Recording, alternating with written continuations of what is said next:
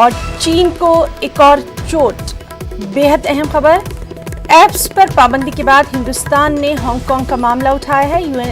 UNHRC में हिंदुस्तान ने Hong Kong का मामला उठाया है। हुकूक इंसानी की सूरत हाल पर हो रही बहस के दौरान हिंदुस्तान ने ये अहम मामला उठाया है।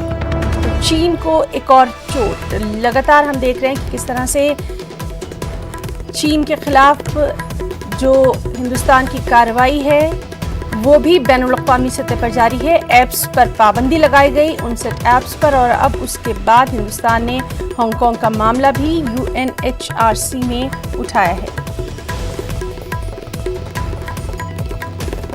और हमारे साथ इस वक्त मौजूद है हमारे नुमाइंदे नीरज। बेहद अहम बात यह है कि अगर बातचीत का सिलसिला जारी है तो उस सब के बीच में हिंदुस्तान तमाम तर अहम इक़दामात भी उठा रहा है। आपसे डिटेल्स चाहेंगे। देखिए, भारत ने कहा है कि भारत की हांगकांग मसले पे नजर है और तमाम स्टेटमेंट्स आए हैं इस पूरे मसले पर। हांगकांग में जिस तरह से सवाल उठाया गया है चीन के कानून और जिस तरह से मानवाधिकारों का उल्लंघन हुआ है, और इस पर भारत की पहली प्रतिक्रिया यह है कि भारत की नजर है और भारत ये भी चाहता है कि तमाम तरह के जो क्वेश्चंस रेज किए गए हैं उनसे रिलेवेंट पार्टी जो हैं उस पर काम करें, और भारत अभी नजर रखे हुए और आने वाले दिनों में आगे भी कोई प्रतिक्रिया जरूर देगा।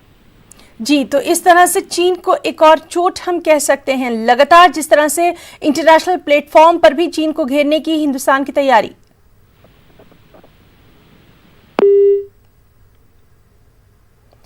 तो नाजरीन, हम बात कर रहे थे हमारे नुमाइंदे नीरज से जिन्होंने ये अहम जानकारी दी है। चीन को एक और चोट, ऐप्स पर पाबंदी के बाद हिंदुस्तान ने हांगकांग का मामला भी उठाया है।